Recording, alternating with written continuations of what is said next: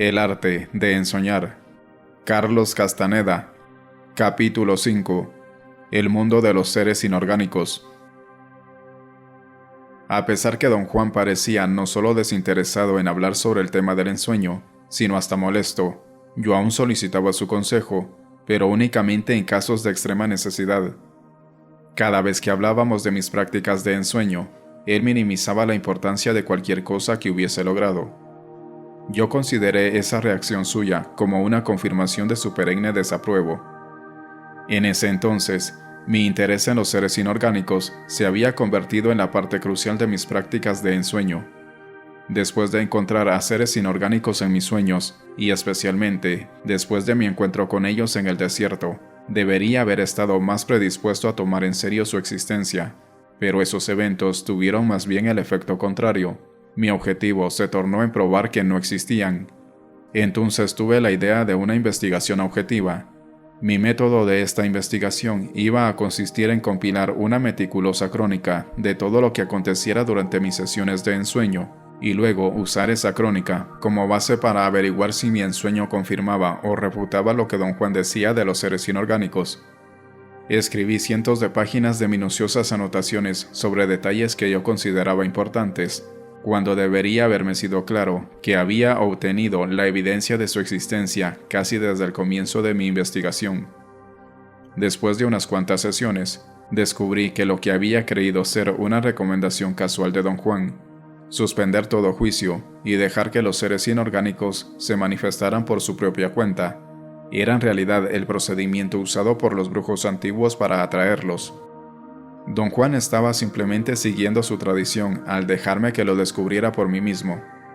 La advertencia que me hizo una y otra vez fue que es muy difícil hacer que el yo quite sus barreras, excepto bajo una disciplina implacable. Decía que ciertamente nuestra razón es la línea de defensa más fuerte del yo, y cuando se trata de la brujería, la más amenazada. Don Juan consideraba que la existencia de los seres inorgánicos es el más temible asaltante de nuestra racionalidad. Algo más quedó aclarado en el curso de mi investigación sobre la rutina que me había impuesto don Juan. Al parecer algo muy simple. Primero, observaba cada objeto de mis sueños, y luego cambiaba de sueños. Puedo sinceramente decir que siguiendo tal rutina, observé universos de detalles en sueño tras sueño. Inevitablemente, en un momento dado, mi atención de ensueño empezaba a disminuir, y mis sesiones de ensueño terminaban ya fuera quedándome dormido y teniendo sueños normales de los que no tenía ninguna atención de ensueño, o quedándome despierto sin poder conciliar el sueño. Sin embargo, de vez en cuando, tal como don Juan lo había descrito, una corriente de energía forastera, lo que él llamaba un explorador, se introducía a mis sueños. Saber de antemano que eso iba a suceder me ayudó a ajustar mi atención de ensueño y a estar alerta. La primera vez que noté energía foránea, yo estaba soñando que andaba de compras en un gran almacén. Yo iba de mostrador en mostrador buscando objetos antiguos de arte. Finalmente encontré uno. La ridiculez de buscarlos en un almacén era tan obvia que me causó risa, pero encontrar lo que buscaba borró la incongruencia. La pieza era el puño de un bastón. El vendedor me aseguró que estaba hecho de iridio y dijo que era una de las sustancias más duras en el mundo. Era una pieza tallada, la cabeza y el hombro de un simio. A mí me parecía como de jade. El vendedor se sintió insultado cuando le insinué que quizá era de jade, y para probar mi error, arrojó el objeto contra el piso de cemento con gran fuerza. No se rompió, rebotó como una pelota y salió del almacén girando como si fuera un frisbee. Lo seguí, desapareció detrás de unos árboles, corrí a buscarlo y lo encontré hundido en el suelo. Se había transformado en un bastón largo, extraordinariamente bello, de color verde profundo con negro. Lo codicié al punto de aferrarlo con toda mi fuerza. Forcejé para arrancarlo del suelo antes de que alguien más viniese, pero por más que hice no pude sacarlo. Tenía miedo de romperlo si trataba de extraerlo, moviéndolo para adelante y para atrás. Empecé a cavar a su alrededor con mis manos. A medida que continuaba cavando, el bastón comenzó a derretirse hasta que quedó únicamente un charco de agua verduzca en su lugar. Me quedé mirando fijamente el agua, la cual de repente pareció explotar. Se convirtió en una burbuja blanca y desapareció. Mi sueño continuó con otras imágenes y otros detalles que, aunque eran cristalinamente claros, no eran sobresalientes. Cuando le conté a don Juan este ensueño, me dijo: «Aislaste a un explorador. Los exploradores son más numerosos en nuestros sueños comunes y corrientes». Los sueños de los ensoñadores están extrañamente libres de exploradores. Al momento de aparecer, son identificados por su extrañeza y la incongruencia de su presencia. ¿Incongruencia de qué manera, don Juan? Su presencia no tiene ningún sentido. En un sueño muy pocas cosas tienen sentido. Es únicamente en los sueños comunes y corrientes que las cosas no tienen sentido. Yo diría que es así, debido a que la gente común y corriente sufre asaltos más intensos de lo desconocido, y en sus sueños hay muchísimos exploradores. ¿Y por qué es así, don Juan? En mi opinión, lo que ocurre es un equilibrio de fuerzas. La gente común y corriente tiene estupendas barreras para protegerse contra esos asaltos, barreras tales como preocupaciones diarias. Mientras más fuerte es la barrera, más fuerte es el ataque. Por otro lado, los exploradores tienen menos barreras y menos exploradores en sus ensueños. Parece que en sus ensueños hay menos exploradores, quizá para asegurar que los ensoñadores se percaten rápidamente de su presencia. Don Juan me aconsejó poner mucha atención y recordar todo detalle posible del ensueño que tuve. Hasta me hizo repetirle lo que ya le había contado. «Me desconcierta usted», le dije. «Primero no quiere escuchar nada acerca de mis ensueños, y luego si quiere. ¿Hay algún orden en rechazar y acceder?» «Por supuesto que hay un orden detrás de todo esto», dijo. «Algunas cosas son de importancia clave, ya que están asociadas con el espíritu. Otras no tienen absolutamente ninguna importancia, ya que están asociadas con nuestras pinches personalidades. El primer explorador que aislaste va a estar siempre presente de una forma o de otra, igual que los detalles de tu ensueño. Así que será un bastón, o un frisbee, o un vendedor, o iridio. Por cierto, ¿qué es iridio? Realmente no lo sé. Ahí lo tienes. ¿Y qué dirías si resultara ser una de las sustancias más duras del mundo?» Los ojos de don Juan brillaban de deleite, mientras yo me reía nerviosamente de tan absurda posibilidad, la cual resultó ser cierta. Una vez que hube aceptado el esquema de don Juan de que energía foránea se filtraba en los sueños, empecé a tomar en cuenta la presencia de objetos extraños en mis ensueños. Invariablemente, después de haberlos aislado, mi atención de ensueño se enfocaba en ellos con una intensidad que no me ocurría en ninguna otra oportunidad. Lo primero que noté fue el gran esfuerzo que mi mente hacía para transformarlos en objetos conocidos. La desventaja de mi mente era su incapacidad de llevar totalmente a cabo tal transformación. El resultado era un objeto espurio, casi desconocido. Después, la energía foránea se disipa fácilmente, convirtiéndose en una burbuja de luz que era rápidamente absorbida por otros apremiantes detalles de mis ensueños. En el nivel de ensueño en que te encuentras ahora, los exploradores son rastreadores que vienen del reino de los seres inorgánicos, dijo don Juan, comentando acerca de lo que sucedía. Son muy rápidos, y eso quiere decir que no se quedan por mucho tiempo. ¿Por qué dice usted que son rastreadores, don Juan? Porque siguen el rastro de la conciencia. Ellos tienen conciencia de ser y propósito, aunque eso sea incomprensible para nuestras mentes. ¿Cuál es la diferencia entre un rastreador y un explorador? Los rastreadores van en pos de las huellas que deja la conciencia de ser a su paso. Los exploradores la exploran una vez que la encuentran. Como ya te lo he dicho, los exploradores vienen del mundo de los seres inorgánicos. Su conciencia y propósito quizás sea tan comparable al propósito y la conciencia de los árboles. Explicó que la conciencia de ser es como una velocidad interna, y que la velocidad interna de los árboles y de los seres inorgánicos son infinitamente más lentas que la nuestra y por lo tanto incomprensibles para nosotros. Ambos, los árboles y los seres inorgánicos, están hechos para durar mucho más que nosotros, añadió. Son inmóviles, pero hacen que todo se mueva alrededor de ellos. ¿Quiere usted decir, don Juan, que los seres inorgánicos son estacionarios como los árboles? Naturalmente. Lo que ves en tus ensueños como palos oscuros o luminosos son sus proyecciones.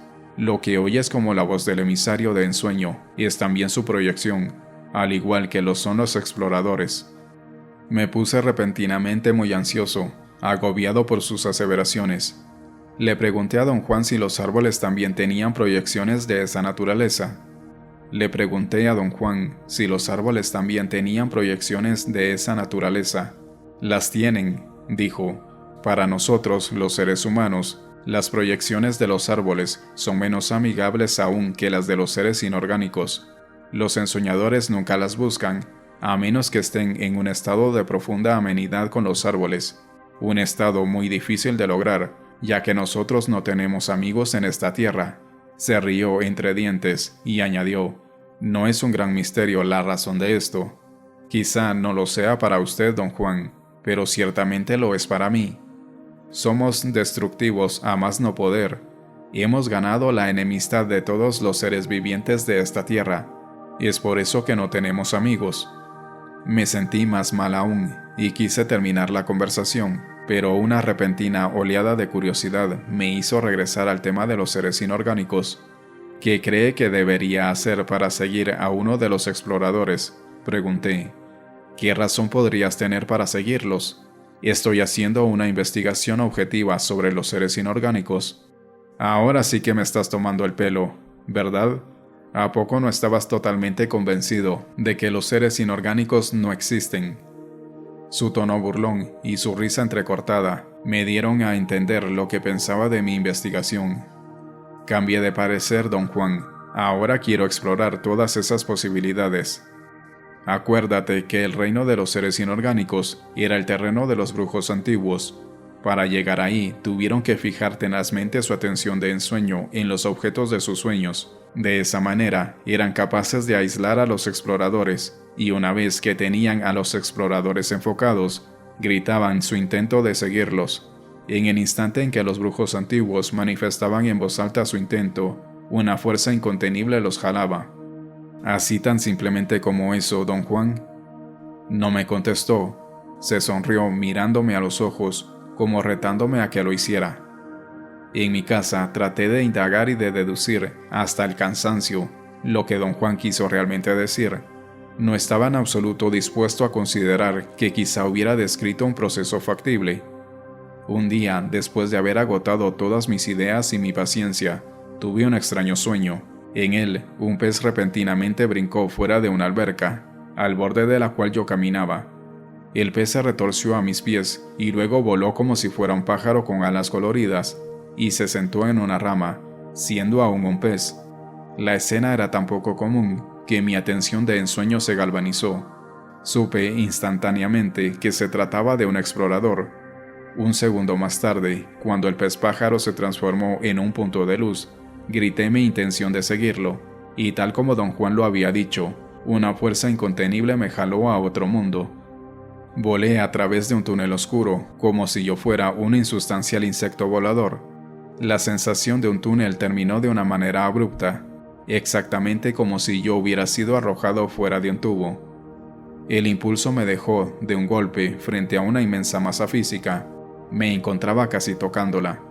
En cualquier dirección que mirara, no podía ver su fin. Cínicamente me puse a pensar que yo mismo estaba construyendo la visión de esa masa, al igual que uno construye un sueño. ¿Y por qué no?, pensé. Después de todo, estaba dormido, ensoñando. Sin otra cosa que hacer, seguí mi rutina y empecé a observar los detalles de mi ensueño. Lo que estaba frente a mí se parecía mucho a una gigantesca esponja. Era una masa porosa y cavernosa. No podía sentir su textura, pero se veía como si fuera áspera y fibrosa. Era de un color café oscuro, no cambiaba de forma, tampoco se movía. Al mirarla fijamente, tuve la absurda impresión de que esa masa estacionaria era algo real. Estaba fija en algún sitio, ejerciendo una atracción tan poderosa sobre mí que me era totalmente imposible desviar mi atención de ensueño para examinar algo más. Una extraña fuerza que jamás había encontrado antes en mis ensueños me tenía aprisionado. Luego, sentí claramente como la masa dejaba libre mi atención de ensueño. la cual se enfocó en el explorador que me había transportado hasta allí. En la semioscuridad se veía como una luciérnaga flotando a mi lado, por encima de mí. En su reino era una pequeña masa de pura energía. Yo era capaz de ver su chisporroteo energético. Parecía estar consciente de mí. De repente se me echó encima y me jaló o me aguijoneó. No sentí su toque, sin embargo, sabía que me estaba tocando. Era una sensación nueva y asombrosa. Sentí como si una parte de mí, que no estaba presente ahí, hubiese sido electrificada por ese toque. Una tras otra, oleadas de energía pasaron por ese yo ausente. A partir de ese momento, todo en mis sueños se volvió mucho más real que antes, a punto de que se tornó muy difícil mantener la idea de que estaba meramente ensoñando. Una dificultad incrementada por la certeza de que con su toque, el explorador había hecho una conexión energética conmigo. Empecé a adivinar lo que quería que yo hiciera, en el instante mismo en que parecía jalarme o empujarme. Lo primero que hizo fue empujarme hacia adentro de la masa física, a través de una enorme caverna o apertura. El interior era tan homogéneamente poroso como el exterior, pero de apariencia más pulimentada, como si la asperidad hubiese sido lijada. Me encontré frente a una estructura semejante a una ampliación de un panal de abejas. Innumerables túneles de forma geométrica partían en todas direcciones, formaban ángulos entre uno y otro, o iban hacia arriba o hacia abajo en leves inclinaciones, grandes empinadas o verticalmente. La luz era tenue, sin embargo, era perfectamente visible. Los túneles parecían estar vivos, conscientes de sí, chisporroteaban. Al quedarme mirándolos fijamente, me di cuenta de que estaba viendo. Esos eran túneles de energía. En el instante de comprender esto, la voz del emisario de ensueño rugió en mis oídos, tan fuerte que no pude entender lo que dijo. ¡Baja el tono!, grité con mi inusual impaciencia, y comprobé que si hablaba, bloqueaba la visión de los túneles y entraba en un vacío en el cual lo único que podía hacer era escuchar. El emisario moduló su voz y dijo: «Estás adentro de un ser inorgánico. Escoge un túnel y hasta puedes vivir en él». La voz se calló por un instante y luego añadió: «Eso es, si así lo deseas». No pude decir nada. Tenía miedo de que cualquier afirmación que hiciera pudiera ser interpretada de manera opuesta a lo que quería decir. «Hay infinitas ventajas para ti», continuó la voz del emisario. «Podrías vivir en tantos túneles como te plazca, y cada uno de ellos te enseñaría algo diferente. Los brujos de la antigüedad vivieron así y aprendieron cosas maravillosas». Aunque sin sentirlo, tuve la sensación de que el explorador me empujaba por detrás. Parecía urgirme a seguir adelante. Tomé el túnel inmediatamente a mi derecha. Tan pronto como estuve en él, comprendí que estaba flotando. Yo era una masa de energía igual al explorador. La voz del emisario sonó una vez más en mis oídos. «Sí, eres una masa de energía», dijo, reafirmando lo que yo ya sabía. Pero aún así, su redundancia me causó alivio. «Y estás flotando adentro de un ser inorgánico», prosiguió. «Y esta es la forma en que el explorador quiere que te muevas en este mundo. Cuando te tocó, te cambió para siempre. Ahora prácticamente eres uno de nosotros. Si te quieres quedar aquí, simplemente tienes que manifestar tu intento en voz alta». El emisario dejó de hablar y pude ver nuevamente el túnel. Pero cuando volvió a dirigirme la palabra, algo había ajustado. Podía escuchar la voz del emisario sin perder de vista a ese mundo. «Los brujos antiguos aprendieron todo lo que sabían acerca del ensueño, quedándose aquí con nosotros», dijo. Estaba a punto de preguntarle si habían aprendido todo lo que sabían simplemente viviendo en esos túneles, pero el emisario me lo contestó antes de que se lo preguntara. «Aprendieron todo simplemente viviendo dentro de los seres inorgánicos», dijo. «Lo único que los brujos antiguos tuvieron que hacer para vivir dentro de ellos fue decirlo. De la misma manera que lo único que tuviste que hacer tú para llegar aquí fue expresar tu intento en voz alta, de una manera fuerte y clara». El explorador me señaló que continuaría moviéndome. Por un momento dudé qué hacer.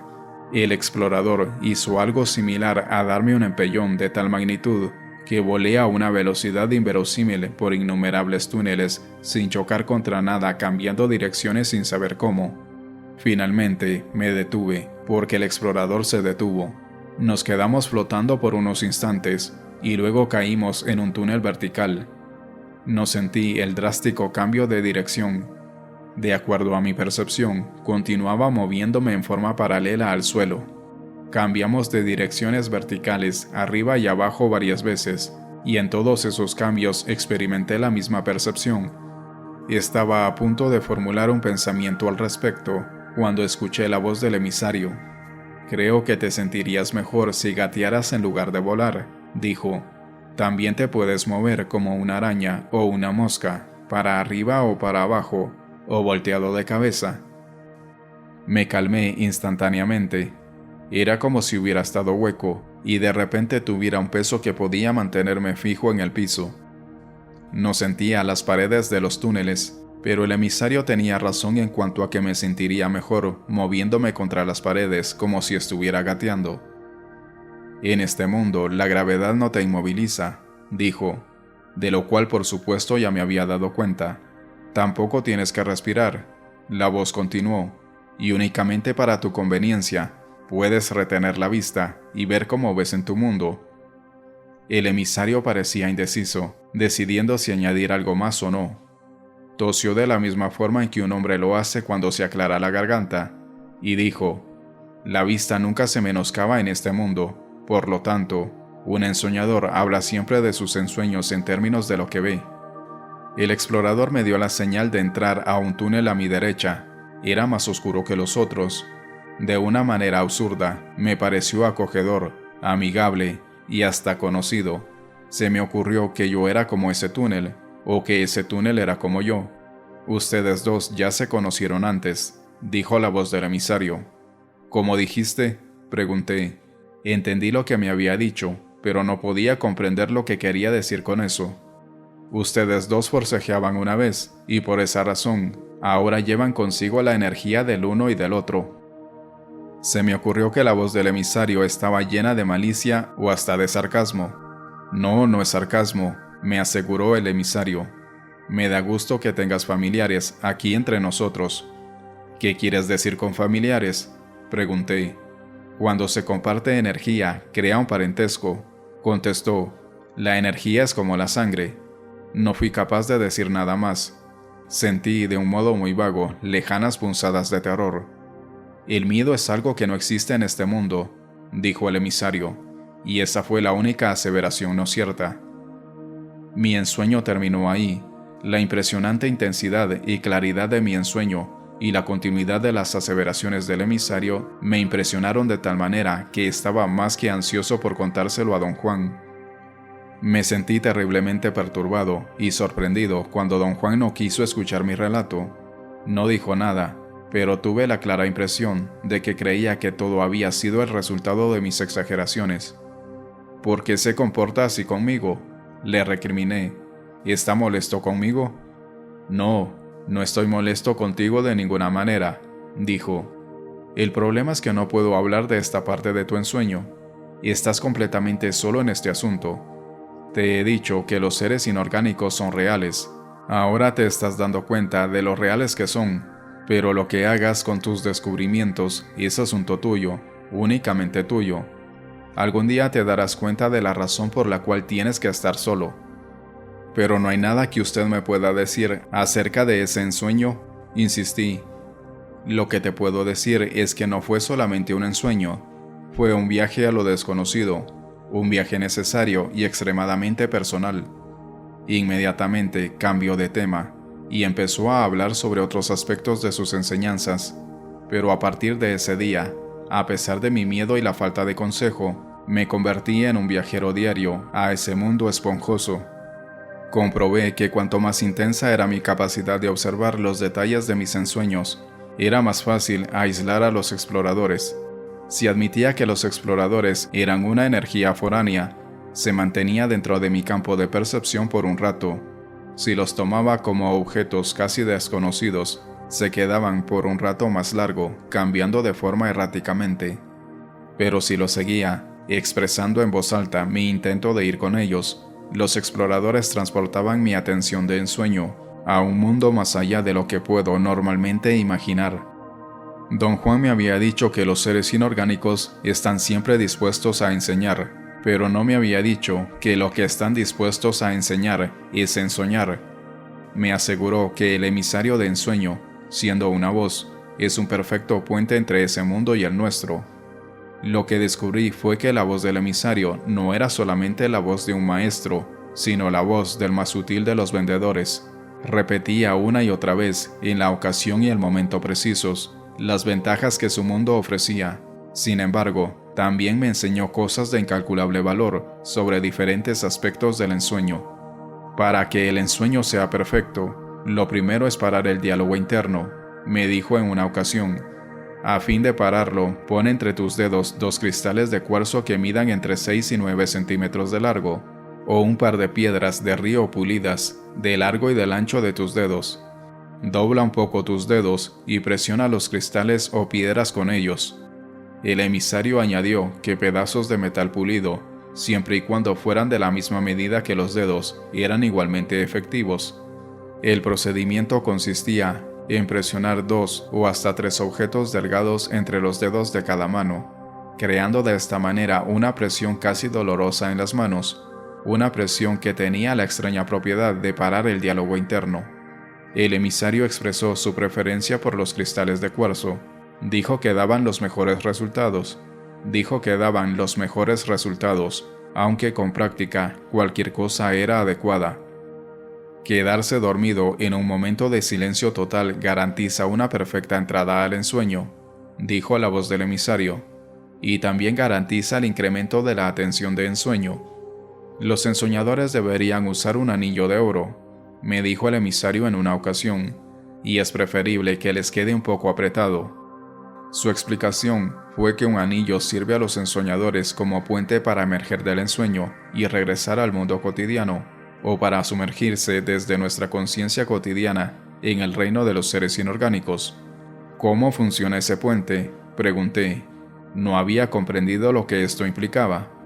El contacto de los dedos con el anillo tiende el puente, dijo el emisario.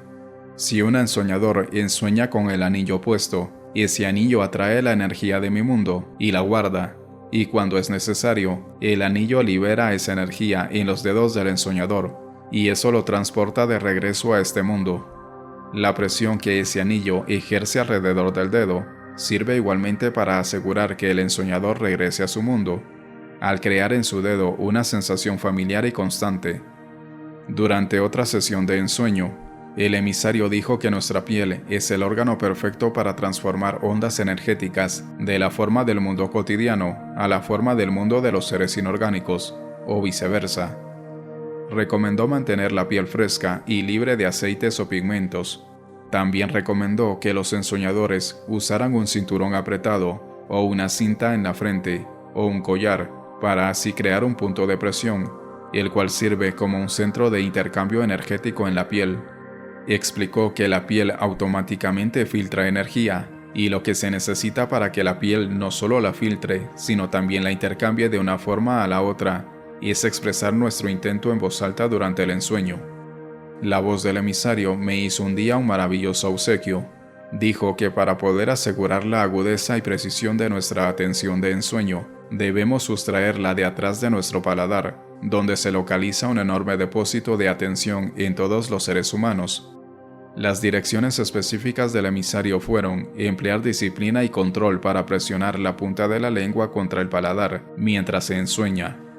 La caracterizó como una tarea tan difícil y desgastante como encontrarse las manos en un sueño, pero que una vez perfeccionada, da asombrosos resultados en el control de la atención de ensueño.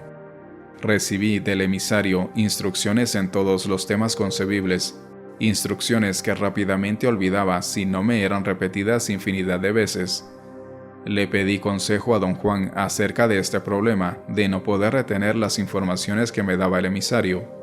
Su comentario fue tan breve como me lo esperaba. Enfócate solamente en lo que el emisario dice acerca del ensueño, dijo. Fiel a esa recomendación, Únicamente seguí sus instrucciones cuando trataban sobre el ensueño y corroboré personalmente su valor.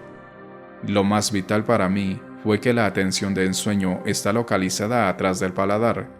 Tuve que llevar a cabo un tremendo esfuerzo para sentir que estaba presionando el paladar con la punta de mi lengua mientras ensoñaba. Una vez que lo logré, mi atención de ensueño tomó su propio curso y se volvió quizás más aguda que mi percepción normal del mundo cotidiano. No me costó trabajo deducir cuán profundo debe de haber sido el trato y compromiso de los brujos antiguos con los seres inorgánicos. Los comentarios y advertencias de Don Juan sobre los peligros de la relación se volvieron para mí más apremiantes que nunca. Hice lo mejor que pude para vivir de acuerdo a su criterio de una examinación de misericordia. Solamente así el emisario se pudo convertir en un reto para mí, el reto de no sucumbir a la tentación de sus promesas de conocimiento y poder ilimitado, logrados con solo expresar el deseo de vivir en ese mundo. «Me debería usted dar por lo menos una idea sobre lo que debo hacer», insistí en una ocasión en la que hablábamos del ensueño. «No puedo», dijo de modo concluyente, «y no me lo pidas otra vez. Te dije que en esta situación los ensoñadores tienen que estar solos». «Pero ni siquiera sabe usted lo que quiero preguntarle». «Por supuesto que lo sé. ¿Quieres que te diga que está bien que vivas en uno de esos túneles, aunque tu razón para vivir allí sea la de averiguar de qué te está hablando la voz del emisario?» Tuve que admitir que ese era exactamente mi dilema. Quería por lo menos saber qué implicaba la aseveración del emisario de que uno puede vivir dentro de esos túneles. «Yo tuve que pasar por ese mismo tormento», prosiguió Don Juan, «y nadie me pudo ayudar.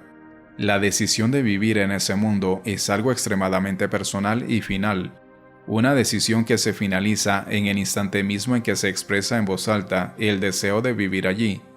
Los seres inorgánicos satisfacen los más íntimos caprichos de los ensoñadores, con tal de que expresen tal deseo. Eso es realmente diabólico, Don Juan». «¿Y cómo? Pero no solamente por lo que estás pensando. Para ti, la parte diabólica es la tentación de ceder, especialmente cuando las recompensas son tan grandiosas. Para mí, la naturaleza diabólica del reino de los seres inorgánicos es que puede que sea el único refugio que los ensoñadores tienen en un universo hostil».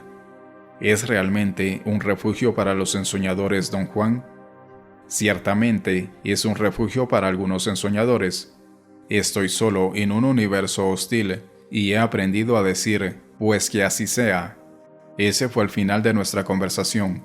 No dijo lo que yo quería oír. Sin embargo, entendí perfectamente bien que el solo deseo de saber cómo sería vivir en uno de esos túneles significaría escoger ese modo de vida. Yo no estaba interesado en tal cosa. En ese momento, tuve la decisión de continuar con mis prácticas de ensueño sin ninguna otra implicación. Se lo dije a Don Juan rápidamente. «No digas nada», me aconsejó, «pero entiende que si escoges permanecer en ese mundo, tu decisión será final. Te quedarás allí para siempre». Me es imposible juzgar objetivamente qué es lo que sucedió durante las innumerables veces que ensoñé ese mundo. Puedo decir que parecía ser un mundo tan real como cualquier sueño puede ser real, o también puedo decir que parecía tan real como nuestro mundo cotidiano lo es. Ensoñando ese mundo me di cuenta de lo que tantas veces Don Juan me había dicho, que bajo la influencia del ensueño, la realidad sufre una metamorfosis. Me hallé frente a las dos opciones que enfrentan todos los ensoñadores. Don Juan dijo que o ajustamos nuestro sistema de interpretación sensorial o hacemos caso omiso de él. El ajustar nuestro sistema de interpretación significa renovarlo. Dijo que al vivir de acuerdo a las premisas del camino del guerrero, los ensoñadores ahorran y almacenan la energía necesaria para suspender todo juicio y facilitar de esta forma la renovación del sistema de interpretación. Explicó que si se les da por renovado, la realidad se vuelve fluida y la esfera de lo que puede ser real aumenta sin poner en peligro la integración de la realidad. Ensoñar abre la puerta a otros aspectos de lo que es real. Si a los ensoñadores les da por hacer caso omiso del sistema de interpretación, El campo de lo que puede ser percibido sin interpretación aumenta sin medida. La expansión de la percepción es tan gigantesca que se queda con muy pocos medios de interpretación sensorial, y por lo tanto se queda con el sentido de una infinita realidad que es irreal, o una irrealidad infinita que podría muy bien ser real, pero que no lo es. La única opción aceptable para mí fue la de construir y expandir mi sistema de interpretación. Al ensoñar el reino de los seres inorgánicos, tuve que enfrentar de ensueño en ensueño la consistencia de ese mundo, empezando por encontrar a los exploradores, expresar mi intento de seguirlos, escuchar la voz del emisario y entrar en los túneles. Los atravesé una y otra vez sin sentir nada, pero estando consciente de que el tiempo y el espacio eran constantes, aunque no en términos discernibles para la razón bajo circunstancias normales.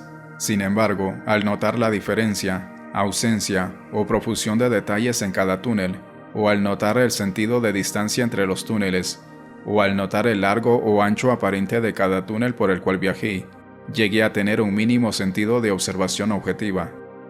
El ajuste más dramático de mi sistema de interpretación fue en la idea del yo, en el mundo de los seres inorgánicos. En ese mundo yo era una masa de energía que podía deslizarse por los túneles como una veloz luz, o podía gatear en sus paredes como un insecto. Si volaba, una voz me daba consistente información sobre los detalles de las paredes en las cuales había enfocado mi atención. Esos detalles eran intrincadas protuberancias como el sistema Braille. Cuando gateaba en las paredes, podía ver los mismos detalles con mayor precisión y escuchar la voz dándome descripciones más complejas. Una consecuencia inevitable fue el desarrollo de dos tipos simultáneos de enfoque.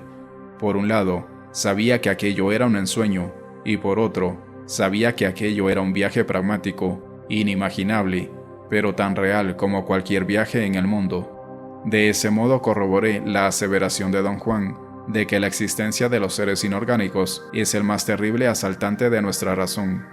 En un momento dado, cuando la tensión de mi insostenible posición, creer seriamente en la existencia de los seres inorgánicos y al mismo tiempo creer seriamente que todo era solo un ensueño, estaba a punto de destruirme. Algo cambió drásticamente en mi actitud, aunque sin habérmelo propuesto. Don Juan explicó mi cambio en términos de energía.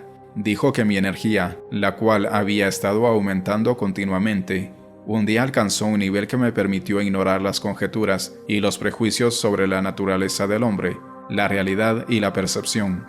Ese día me enamoré del conocimiento, sin considerar su lógica o su valor funcional, y sobre todo, sin considerar mi conveniencia personal. Cuando mi investigación sobre la existencia de los seres inorgánicos me dejó de importar, Don Juan, por su propia cuenta, me habló de mis prácticas de ensueño. «Creo que no estás consciente de la regularidad de tus encuentros con los seres inorgánicos», dijo. Tenía razón. Nunca me había tomado la molestia de pensar en mis viajes de ensueño. Lo hacía sin más ni más. Le comenté sobre lo raro de mi descuido. «No es un descuido», dijo. «El carácter de ese reino es fomentar los secretos, el sigilo. Los seres inorgánicos se encuentran en el misterio y la oscuridad. Piensa en esa masa porosa que es su mundo, estacionario, fijo para atraernos como polillas a la luz o al fuego. Hay algo que el emisario no se atrevió a decirte, que los seres inorgánicos buscan nuestra conciencia, o la conciencia de cualquier ser que caiga en sus redes. Nos dan conocimiento, pero cobran su precio, todo nuestro ser. ¿Quiere decir usted, don Juan, que los seres inorgánicos son como pescadores?» «Exactamente. En un momento dado, el emisario te va a mostrar hombres que han sido atrapados ahí por ellos, o a lo mejor te mostrará otros seres que no son humanos, los cuales también fueron ahí atrapados». Mi reacción debería de haber sido miedo y repugnancia. Las revelaciones de don Juan me afectaron profundamente, pero en el sentido de que me despertaron una incontenible curiosidad que me hacía casi jadear. «Los seres inorgánicos no pueden forzar a nadie a que se quede con ellos», prosiguió don Juan. «Vivir en su mundo es un asunto voluntario. Sin embargo, son capaces de aprisionarnos, concediéndonos todos nuestros deseos, consintiéndonos y llenándonos de mimos. Ten cuidado con la conciencia inmóvil. La conciencia de ese tipo tiene que buscar movimiento, y como te dije, lo hace creando proyecciones fantasmagóricas en algunas ocasiones. Le pedí a don Juan que me explicara eso de las proyecciones fantasmagóricas.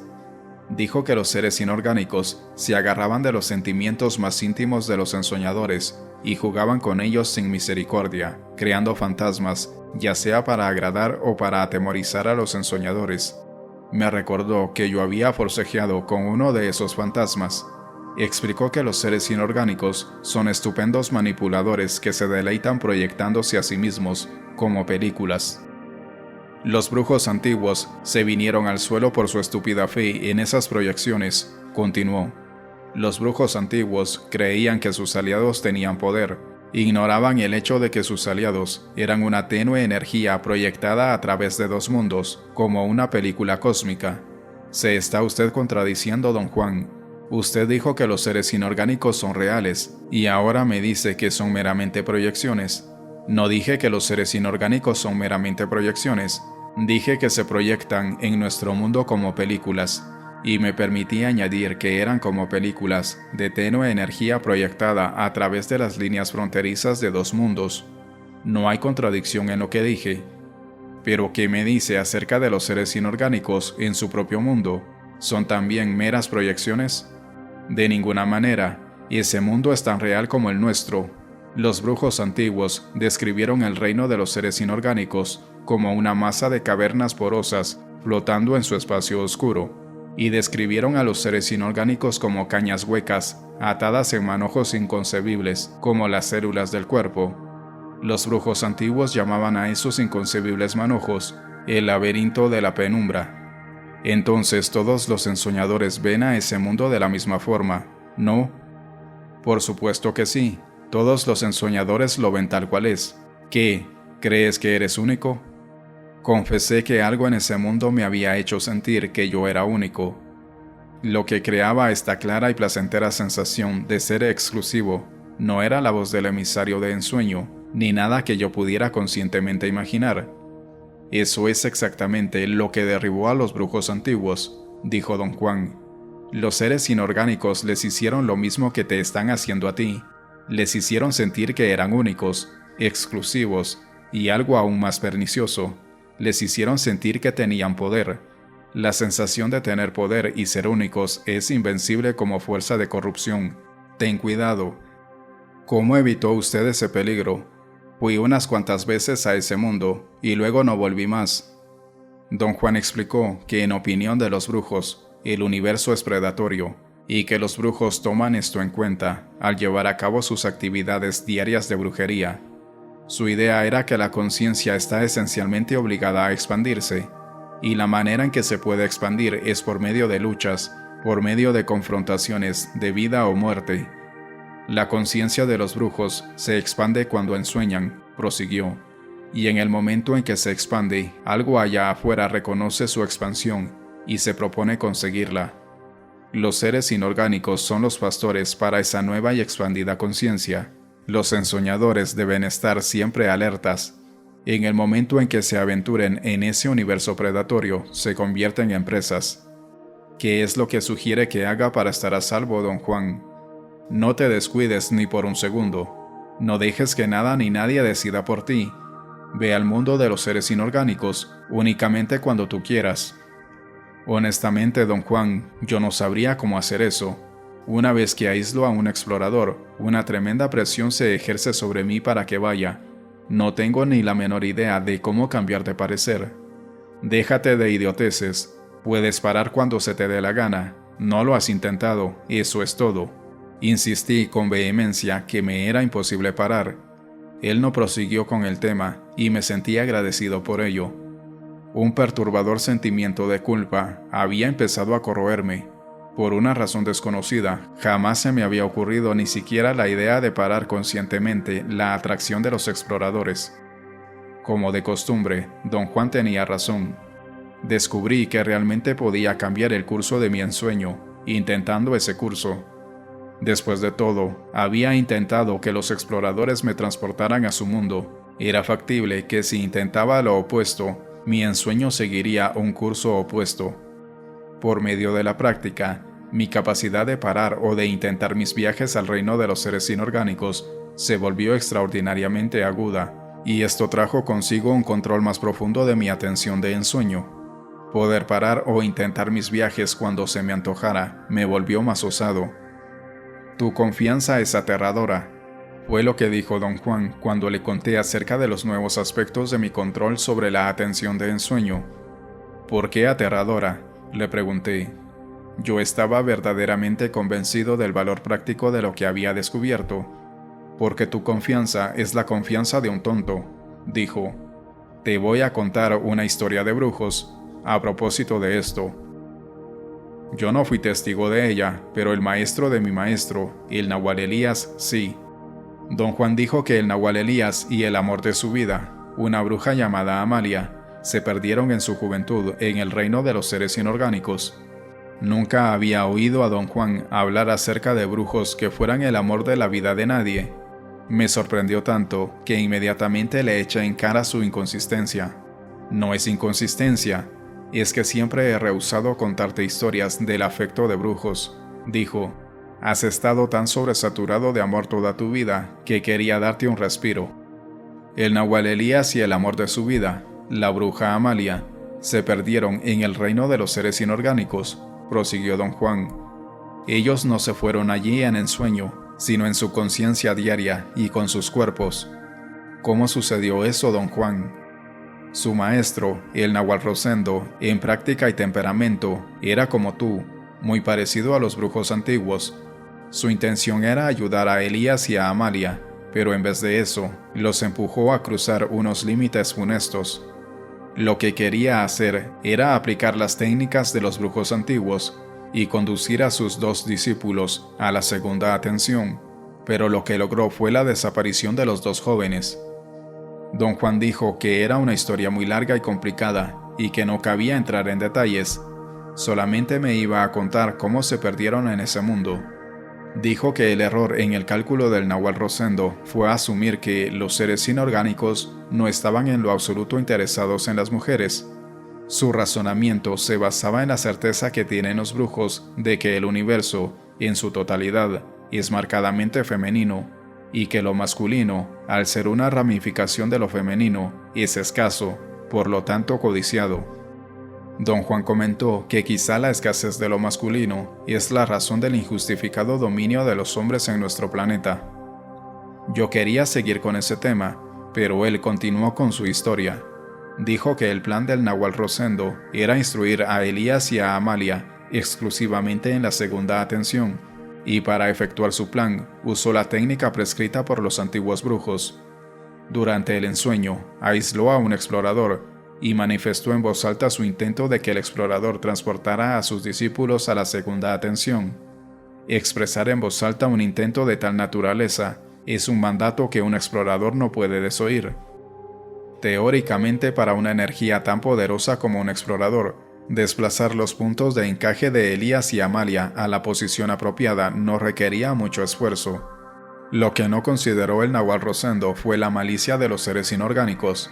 El explorador desplazó el punto de encaje de sus discípulos, pero los desplazó a una posición desde la cual era muy fácil transportarlos corporalmente a su reino. ¿Es eso posible, don Juan? ¿Ser transportado corporalmente? Sí, es enteramente posible. Somos energía, y esa energía se mantiene en una forma y posición específica, debido a la fijación del punto de encaje en su sitio habitual.